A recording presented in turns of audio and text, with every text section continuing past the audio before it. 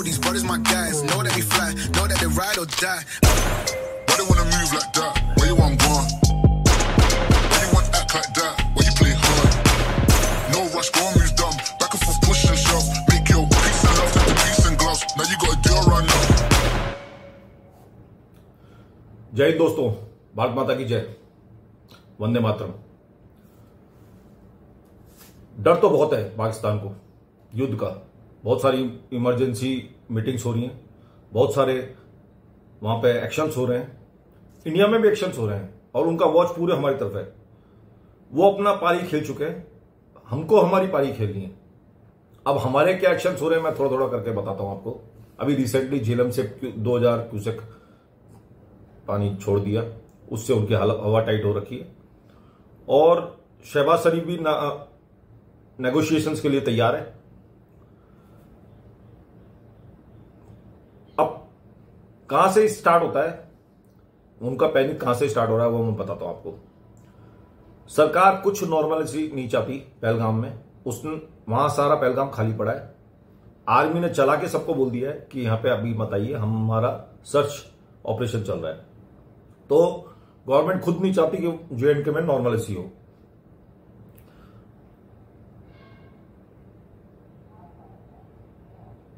नवाज शरीफ का भाई शहबाज शरीफ वो तैयार है नेगोशिएशंस के लिए, इंडिपेंडेंट इन्वेस्टिगेशन के लिए। पहले यही लोग अब हथियार उठाने की बात करते थे, हर बात पे हथियार उठाने की बात करते थे, पर अब जो जेएंडके है वहां पर एक एडवाइजरी मिली है गवर्नमेंट की तरफ से, आर्मी की तरफ से, कि भाई कोई किसी तरह की कोई वीडियो रिकॉर्डिंग नहीं होगी, लाइव रिपोर्टिंग नहीं होगी, न्यूज वगैरह नहीं होगी। ये उनकी एडवाइजरी है। इससे खुद पता लग जाता है कि वहां पे कुछ भी नॉर्मलिटी है ही नहीं, यानी कि कुछ ना कुछ तो हो रहा है, कुछ ना कुछ तो पक रहा है। अच्छा, इस पे ध्यान है। पिछली बार क्या होता कि बरखा दत्त ने रिपोर्टिंग करी थी, इसका फायदा किसने उठाया था? पाकिस्तान ने। और हम नहीं चाहते वहां पर जाके रिपोर्टिंग करके कि भाई भैया वहां की रिपोर्ट लाके कि जो ब्रीच ऑफ सिक्योरिटी हो ना, कोई भी ब्लॉगर वीडियो रिकॉर्डिंग करने वाला वहां नहीं, ब्रीच ऑफ सिक्योरिटी नहीं चाहता है।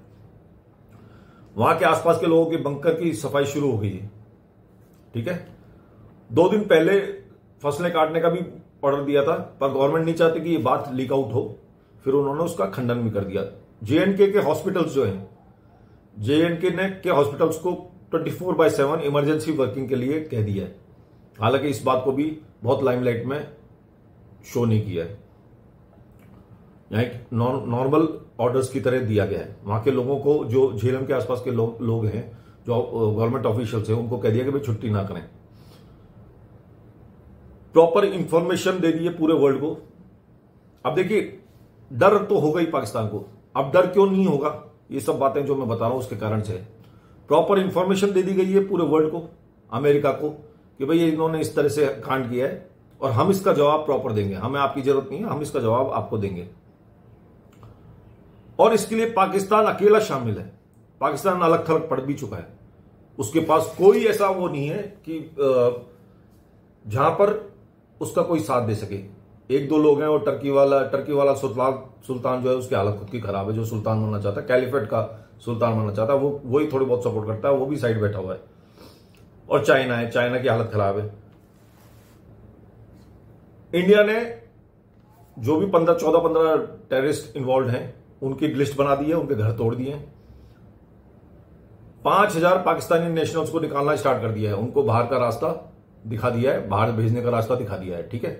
अब वो और एनआईए आ गई है पहलगाम में और वो वर्क कर रही है 26/2 जगह जगह पे, और इवन कश्मीर में भी उसने वर्क करना स्टार्ट कर दिया। तो डर तो लगना, ये सब इंफॉर्मेशन पाकिस्तान के पास रहती है। अब देखिए, आपका एक बात हो सकती है कि पहले ये लोग जो थे, कश्मीरी लोग जो थे, वो इंडिया को बिल्कुल सपोर्ट नहीं करा करते थे, ये पक्की बात है, वो सपोर्ट करते ही नहीं थे। अब सपोर्ट वो अब करने लगे क्योंकि उनका बिजनेस अफेक्ट हो रहा है। पर यहां एक शक तो है कि कोई ना कोई उनको सपोर्ट कर रहा है। मजाक की बात करें तो पाकिस्तान की हवा तो बहुत टाइट है। अब उनके जो मजाक के तौर पर ये कह सकते हैं, उनके जो जनरल्स वगैरह हैं या उनके जनरल के बच्चे हैं, उन्होंने ये बहाना मार के भेज दिया अपने बच्चों को बाहर कहां भेजा है? अफगानिस्तान और यूरोपियन कंट्रीज। आपको पता ही है कि सारे जो जनरल्स हैं उनके पास खूब पैसा है और उन्होंने पाकिस्तानी जनरल्स के पास खूब पैसा है और उन्होंने यूरोप वगैरह में खूब प्रॉपर्टीज वगैरह ले रखी है, अमेरिका में। वो अपने बच्चों को शिफ्ट कर दिया है। पब्लिक को ये शो करना चाहते हैं कि बच्चे नहीं होंगे तो हम खूब आराम से लड़ेंगे और शहीद हो जाएंगे। बाकी ऐसा लेना देना नहीं है। बहुत डरपोक लोग हैं। उनको पता है कि 20-25 लोग हैं हम लोग जो पूरे पाकिस्तान को चला रहे हैं, जैसा मैंने आपको पिछले वीडियो में कहा। तो अटैक हमारे पे ही होगा, किसी और पे अटैक होगा ही नहीं।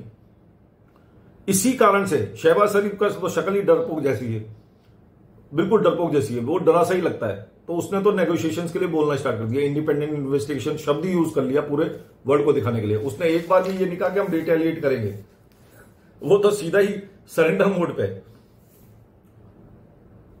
अब राफेल के टॉप एक्सरसाइजेज चल रही हैं। अब ख्वाजा आसिफ जो इनका डिफेंस मिनिस्टर, इतना पागल आदमी है, उसने साफ साफ कह दिया हाँ हम लोग 30 साल से ये टेररिस्टों को पाल रहे हैं। पर वो ये मिलिट्री जो गंदा गेम है, जो डर्टी गेम है, वो कौन करवा रहा है? अमेरिका के ऊपर सारा कुछ डाल दिया। अभी अजीब सी मजाक है। मतलब बिल्कुल अनपढ़ टाइप के लोग हैं, इनको डिप्लोमेसी आती ही नहीं है। पता नहीं कहां से क्या पढ़े हैं क्या नहीं पढ़े, भगवान जाने।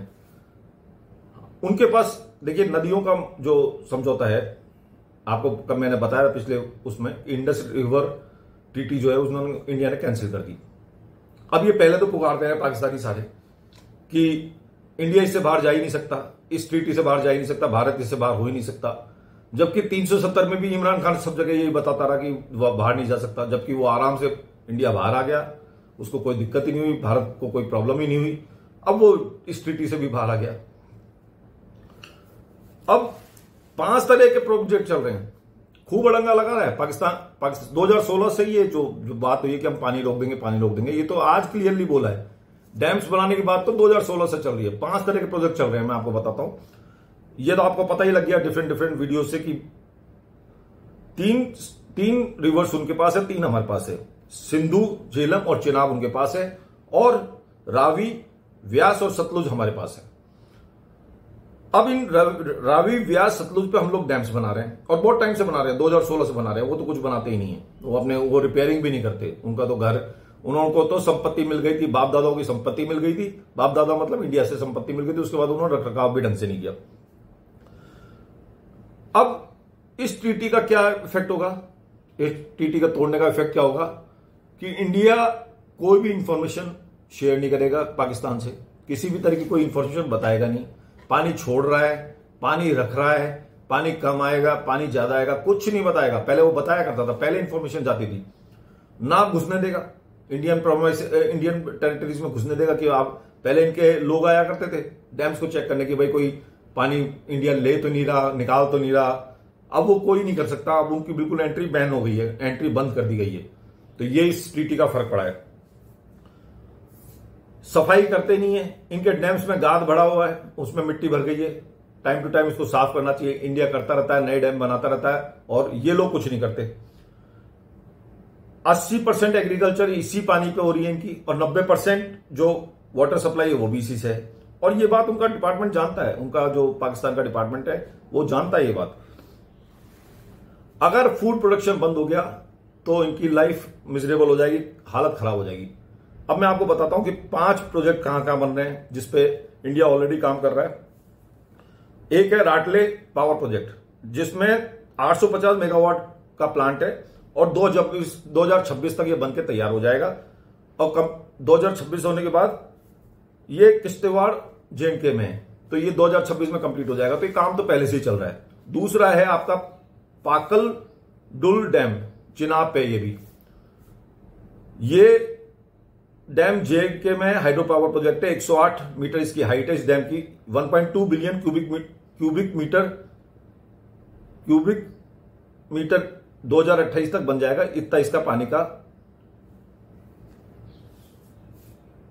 जो है कैपेसिटी है। उसके बाद शाहपुर बांध है रावी में, 2 लाख हेक्टेयर पंजाब और JNK को खेती को ये पानी देता है, मतलब सींचता है उसको। 1150 क्यूसेक पानी बंद हो जाएगा अगर ये स्टार्ट हो गया तो। चौथा है ऊझ परियोजना। ऊझ परियोजना में क्या है? कठुआ में है, रावी के ऊपर है। 31,000 हेक्टेयर जमीन ये इससे सींची जाती है। अब आप सोच सकते हैं कितनी ज्यादा जमीन इसे सींचे। ये चौथा, इस पे भी प्रोजेक्ट चल रहे हैं। अब पाकिस्तान, जो मैं बता रहा था, ये डेटा जो है पाकिस्तान ब्यूरो ऑफ स्टैटिस्टिक्स के हैं। 2024 में देश की 80% खेती, जो मैं आपको बता चुका अभी, खेती इसी पानी से होती है और 90% सप्लाई पानी, इसी पानी को उपयोग होता है घरों में। अब ये भागेंगे वर्ल्ड बैंक में, यूनेक्टेड में, यूएनसीटीएडी और इंटरनेशनल कोर्ट में। और जहां इनको हमेशा, इनको पता है ये ज्यादा पढ़े लिखे नहीं है, इनका वकील भी बहुत शानदार नहीं है। हमारे वकील हमेशा जीतते हैं, इंटरनेशनल कोर्ट में जीत जाते हैं, आराम से जीत जाते हैं, कोई दिक्कत ही नहीं होती। बीबीसी जैसे, जो बीबीसी और जो ये है रॉयटर्स, ये हमेशा एक अलग ही नजरिया बनाते हैं। ये बताते हैं कि ये अपने हिसाब से काम करते हैं और ये बताना चाहते हैं कि ये वाटर इंडिया का जो है वाटर वेपर बन गया और इनमें युद्ध होना स्टार्ट होने वाला है। बस वो यही शो करता रहता है।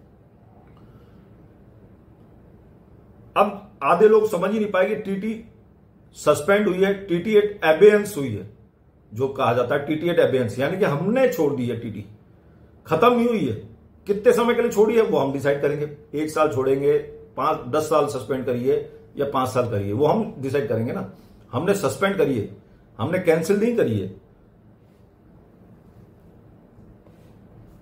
भाई साहब, आसिफ मुनीर जो है, इसके तो पेट में ही दर्द हो गया, इसकी हालत खराब है, इसका वर्स्ट स्टेप है। ऐसा पागल आदमी है, इसने तो सोचा था कि हम जियाउल हक का पूरा जियाउल हक वाला सिस्टम फॉलो कर लेंगे। जियाउल हक का ये चेला ही है, तो उसका सिस्टम फॉलो कर लेंगे। इसको ये नहीं पता इंडिया कहां से कहां पहुंच गया, इंडिया कहां से कहां पहुंच गया, इसको ये पता ही नहीं है।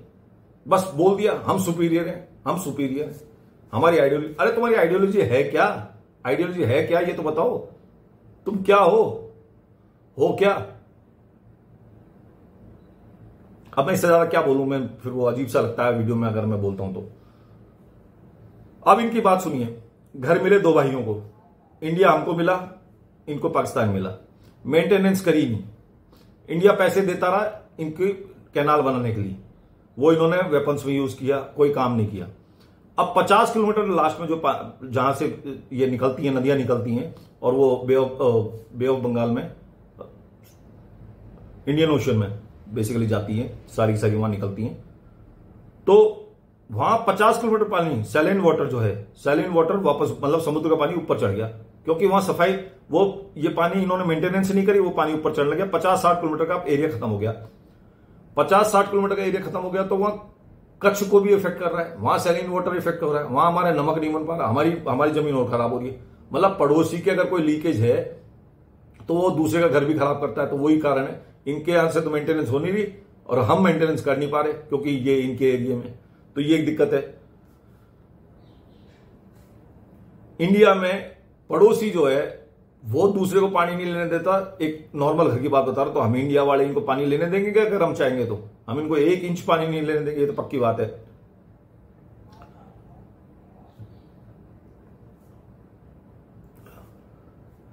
सिंधु सभ्यता, हिंदू सभ्यता, क्योंकि जो आए थे लोग अंग्रेज, ये सिंध नहीं बोल पाते थे, हिंद नहीं बोल पाते थे, इसलिए सिंध बोलते थे। या जो पुराने जितने भी जो लोग आए थे वो हिंद नहीं बोल पाते तो सिंध बोलते थे।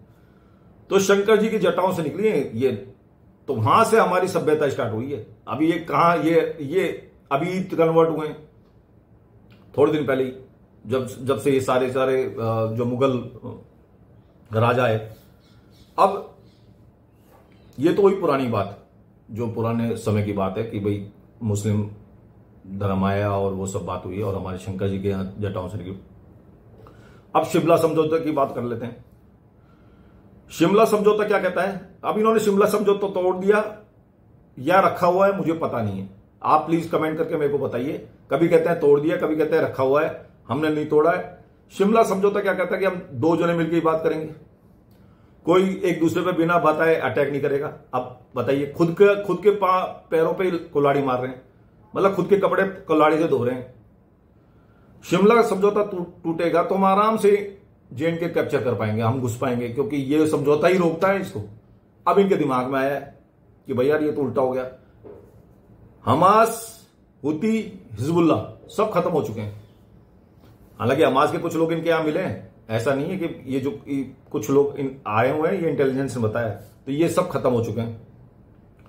सबसे इंपॉर्टेंट बात जो मेरा सजेशन है, जो किसी ने सजेशन नहीं दिया, हम इनसे कंपेंसेशन क्यों नहीं लें? जिस दिन ये झुके इनसे कंपेंसेशन ले लीजिए। 28 लोगों का कंसेप्शन जो कंपेंसेशन है 28 लोगों का, वो लीजिए।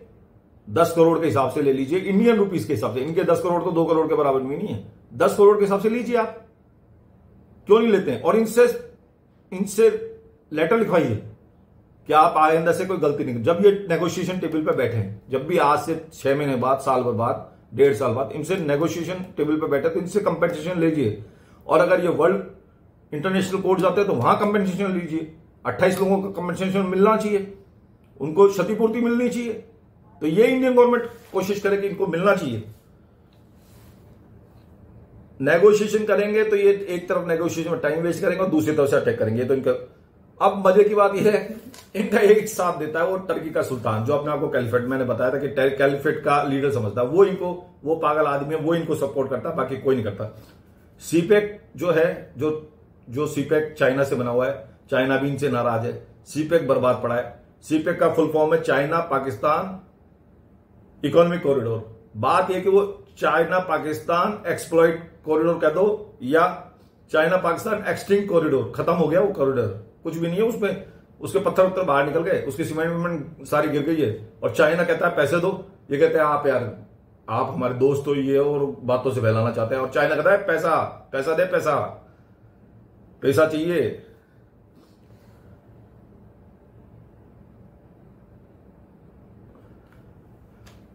बांग्लादेश में गृह युद्ध चल रहा है। बांग्लादेश बोलेगा नहीं, बांग्लादेश इनका भी बाप है। वो इनसे भी ज्यादा, क्या शब्द बोलूं मैं उनको, वो इनसे भी ज्यादा तेज है और इनसे भी ज्यादा खुरापाती है। वो कहता है भैया पैसे दो, जो तुमने हमारे ऊपर इतना जो कैर ढाया था उस समय में, उसका पैसा दो, तो हम तुम्हारे साथ देंगे। वो समझ गया कि ये हमारे साथ हो रहे हैं। तो वो भी बंगाली होशियार है, दिमाग से मछली खाते हैं। उन्होंने साफ कह दिया इतना पैसा दो और माफी मांगो, जैसे मैं कह रहा हूं कंपेंसेशन के लिए, तब हम तुम्हारे साथ होंगे। चाइना इनके साथ है नहीं। तैमूर राणा, फुरफुर राणा, मजाक में बोलता हूं फुरफुर राणा, तैमूर राणा जो है, तैमूर राणा पकड़ लिया, इंडिया वहां से ले आया, बाहर से उसको लेके आ गए, एक्स्ट्राडाइट कर के लिया है यहां पे। तो ये क्या कहते हैं, हमारा उसमें कोई इन्वॉल्वमेंट नहीं है, वो हमारा आदमी नहीं है। अरे भाई तुमसे पूछ कौन रहा है, इतने क्यों डरे हो? हम तो, ये हमारा काम है, हम पता लगाएंगे और फिर तुम्हारी बजाएंगे। ये पक्की बात है, वो पहले ही डरा हुआ है। अब मोदी जी ने 3-4 बातें कही हैं। देखिए, इनके कुछ ही बोलते हैं, लिमिटेड बोलते हैं, पर उन शब्दों के पीछे अर्थ होता है। दुनिया चलती है उनके शब्दों के पीछे। पहला बोला ना, घर में घुस के मारेंगे, तो वो 2 बार तो कर चुके। पाताल में भी ढूंढ लेंगे, ये इजराइल का तरीका। इजराइल साथ है, इजराइल इस टाइम दोस्त है, भारत का पुराना दोस्त है, तो उसका स्टाइल है कि वो पाताल से भी ढूंढ लाता है। तो ये इंडिया भी उसी कदम पे चल दिया, चुन चुन कर मारेंगे, ये भी इजराइल का स्टाइल है, ये इंडिया ने एक्सेप्ट कर लिया। अभी जो 121वां मन की बात जो मोदी जी ने आज करी है, आजकल में करी है, उसमें उन्होंने साफ कहा जो दर्द मेरे को प्रभावित करता है, जो दर्द सबको प्रभावित करता है, वो मेरे को प्रभावित करता है। तो वो इससे भी आप निकाल सकते हैं कि वो क्या चाहते हैं।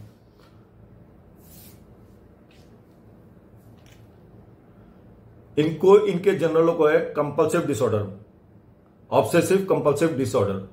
इसको अगर हम कहें तो ओसीडी बोलते हैं। हमें कश्मीर चाहिए, कश्मीर चाहिए, कश्मीर चाहिए, कश्मीर चाहिए। क्या से लेना है, क्या लेना है, क्या इंफ्रास्ट्रक्चर है, क्या ताकत है, क्या कुछ है, कुछ नहीं पता, बस है ओसीडी, ऑब्सेसिव कंपल्सिव डिसऑर्डर।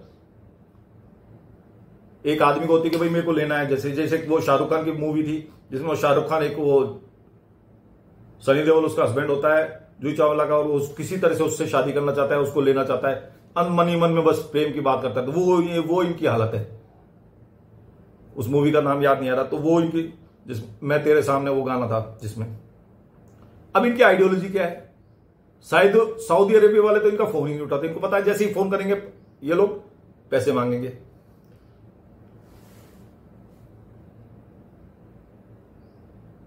मन में ही सुपीरियर कॉम्प्लेक्स है, कुछ लेना देना कुछ नहीं है। सुपर इडियट्स हैं ये लोग, सुपर इडियट्स, इनको सब सुपर इडियट्स कहते हैं। बस जब भी इनसे कोई बात करे, इनके जनरल से कोई बात करे, भाई कार ले आए सर, जनाब मैं कार लेके आऊं, हमारे पास न्यूक्लियर बम है, जनाब खाना लगा दें, हमारे पास न्यूक्लियर बम है, जनाब कोई भी मतलब बात करो ये न्यूक्लियर बम की बात करते हैं। अरे न्यूक्लियर बम को हमारे क्या डरा रहे हो, वो सारी एक्टिविटी चल रही है बिना लड़ाई के भी। अगर इंडिया ने खड़ा रखा ना हवाई जहाज तुम्हारे सामने तो ही तुम बर्बाद हो जाओगे। अगर ये बॉर्डर पे सारी जो आर्मी लगाई है इंडिया ने, अगर ये खड़ी कर दी ना सिर्फ, और वो कह दिया भाई अभी रेस्ट करो थोड़े दिन, टेंट वेंट लगा के तंबू लगा के, इतने में तुम्हारे पेट्रोल खत्म हो जाएगा। हालांकि एक्शंस तो ये लोग ले रहे हैं कि पेट्रोल इकट्ठा कर रहे हैं, ये इकट्ठा कर रहे हैं, नाटकबाजी कर रहे हैं, बाकी लेना देना कुछ नहीं। पहले ही बता दिया था जनरल बाजवा ने, पहले ही बोल दिया था कि 3 दिन का पेट्रोल नहीं है हमारे पास। तो इंडिया अटैक ना करे तो भी इनकी हालत खराब है।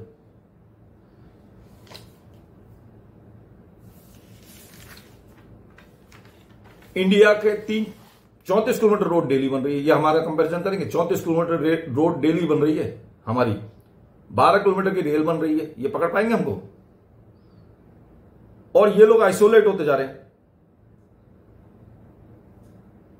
जो अमेरिका के प्रेसिडेंट है इस टाइम, ट्रंप, उन्होंने पहले कह दिया 1500 साल, यार तुम्हारी लड़ाई तो 1500 साल पुरानी है, इसलिए मैं तो इसमें इन्वॉल्व होऊंगा नहीं। यानी कि इंडिया को खुला छोड़ दिया कि भाई तुम लड़ो आराम से, बजाओ पीटो मारो, हमें कोई लेना नहीं। पहले की बात नहीं है।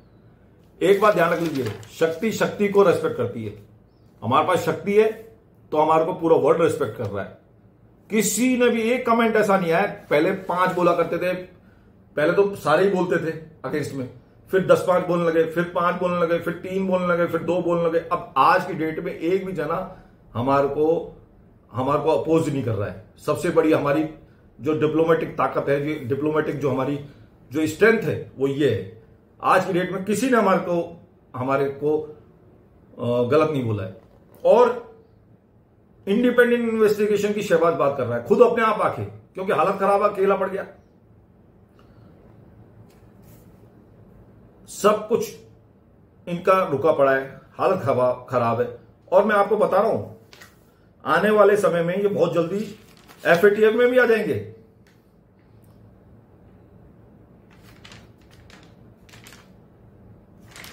FATF में ये इनका जो पहले था 34 पॉइंट्स इन्होंने बोले थे कि भाई हम पूरा करेंगे, वो FATF में वापस से इनके लगने वाला, वो ठप्पा लगने वाला, इनको फिर उधारी बंद हो जाएगी।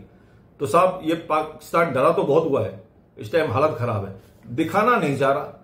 वो एक होता है ना, जैसे मैं एक कार्टून डालूंगा, एक बड़ा बच्चा और एक छोटा सा बच्चा होता है, उसके सामने अकड़ के खड़ा हो जाता है। बड़ा बच्चा जब चाहे उसको गोदी में उठा के फेंक दे, तो वही स्थिति है। तो आप मजे देखिए, इनकी हालत खराब है। और ये जो अंदर के जो लोग हैं ना, अंदर जो गड़बड़ चल रही है, जिनकी रिश्तेदारियां हैं वहां पे, पहले तो रिश्तेदारियां कर ली वहां से दुश्मन देश से, इनको यहां पे भी भारत में भी चाहिए था और वहां पे भी चाहिए था, तो दोनों तरफ रिश्तेदारी होंगी। अब हालत खराब है, 5-4 पाकिस्तानियों को बाहर किया जा रहा है, सब रो पीट लग रहे हैं। पहले सोचा नहीं था कि शादी करनी चाहिए नहीं करनी चाहिए। अब एक मुल्ला जी दिखाता हूं कि ये जो इसके जो ये रेजिस्टेंस करके जो जिसने पहले जिम्मा लिया था, पहले तो हीरो बन रहे थे, रेजिस्टेंस फोर्स करके नाम है, जिस उग्रवादी संगठन ने इस अटैक का जिम्मा लिया था, उसने नाम ही बदल दिया। उसने अपना पहले 4 दिन पहले जोश के साथ बोला था हमने इसका अटैक किया है। आज उन्होंने अपना खंडन कर दिया कि भाई गलती हो गई, वो कोई और था, हम नहीं थे, उसने गलत हमारे उस पे हमारे पोर्टल पे डाल दिया कि हमने अटैक किया, और गलती से उन्होंने हमारा चेंज करके खुद में रिस्पॉन्सिबिलिटी ले ली और हमारे को फंसा दिया। तो ये हालत है।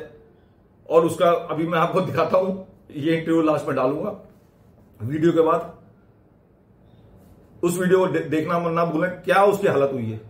इसी के साथ बहुत बहुत धन्यवाद। वीडियो काफी लंबा हो गया है, और इसी तरह से मेरे चैनल को सब्सक्राइब करिए, देखते रहिए, शेयर करिए, कोई कमेंट है तो कमेंट करिए, और हमारे को सपोर्ट करना ना भूलिए, फाइनेंशियली और विजुअली।